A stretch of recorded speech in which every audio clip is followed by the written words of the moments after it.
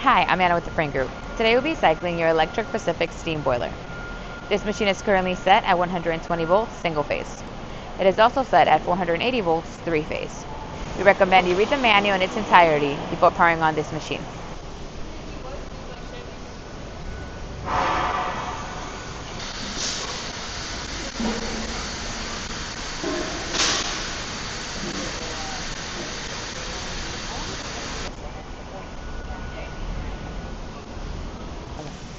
The pressure is currently set at 55 PSI.